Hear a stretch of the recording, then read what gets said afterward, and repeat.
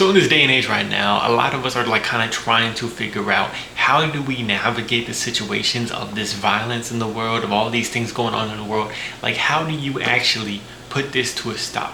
Now, I'm not saying fully, we're not gonna be able to stop everything, but how do we, like, slowly but surely, for the situations that we are currently in our life that we're able to handle, how do we navigate that situation? How do we go about it?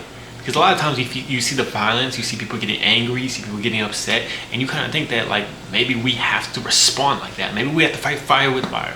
Because if not, we're not going to be hurt. If not, nothing's going to happen. If not, the change is not going to happen. But what if there's a completely freaking different way of going about it, man?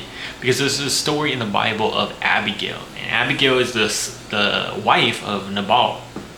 But this dude, Nabal, is a very bitter person. He's a very disgusting person. So basically David, King David at the time, or he's becoming the king very, very soon.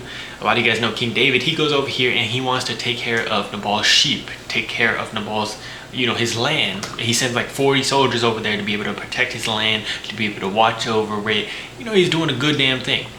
And you would think that Nabal would be like, thank you, David. Thank you for doing all this for me, man. I really appreciate that. But he actually does the damn opposite. He starts talking negatively about David. He starts saying, like, David is this person over here sending all this stuff. Who does he think he is, man? Like, why is he going to protect my sheep? Why is he going to send all these soldiers? Like, he starts just, like, being negative and sending that toxin towards David. And it's a pretty damn serious thing because David was a fighter. David is somebody that has killed Goliath. He's done a lot of great things. So you're not going to want to mess with David. So the word gets around to David that this dude Nabal is talking negatively about him despite what he's trying to do, and David is pissed off. David also is getting that fire inside of him. He's getting angry, he's getting upset. So he wants to go over there and go kill Nabal. He sends his soldiers to go over there and kill Nabal and his family. He's fighting fire with fire. He's angry and upset. He's a God's chosen person, but he's still angry and upset. And that probably wasn't the best way to go about it. But the wife, Abigail, hears about this whole shebang. She knows it's going to end badly. It's going to end very, very poorly. So she goes over there to David and she's like, David, please, like, she fights it with grace and compassion and love. She goes over there to David and she brings him some gifts, I believe. And she just like kind of tells him, like, please excuse my husband. I don't know why he's doing this. Please excuse him. And she's just being very graceful and she's being very forgiving. She's giving instead of finding it with, like, David, you're terrible, blah, blah, blah, like, why are you gonna do this, anything like that. She starts to give and she starts to be graceful in her approach to this. And because of that, David looks at her and he's like, you're a very damn smart woman. You understood this, you had the awareness of this whole thing going on, so I'm not gonna kill you and your family. It's that simple. I'm not gonna kill you and your family. I'm not gonna do anything like that. And you have just saved them because you were able to meet it with this.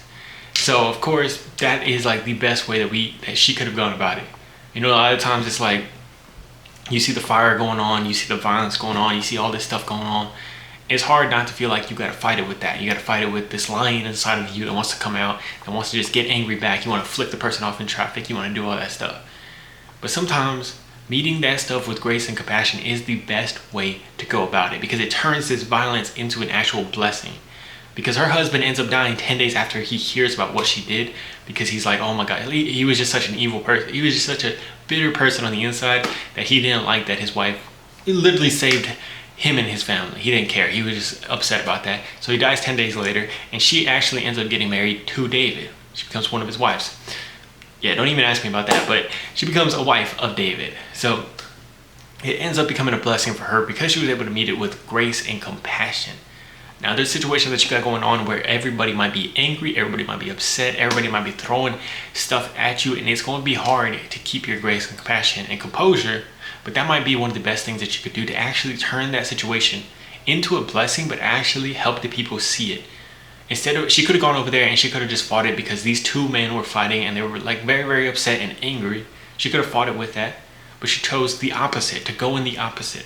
So the next time that you have a situation that you're coming up to where it's like, how do I handle this? How do I handle these people are upset? These people are throwing fire. These people are just angry.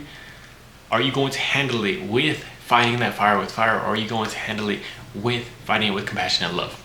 I love you guys.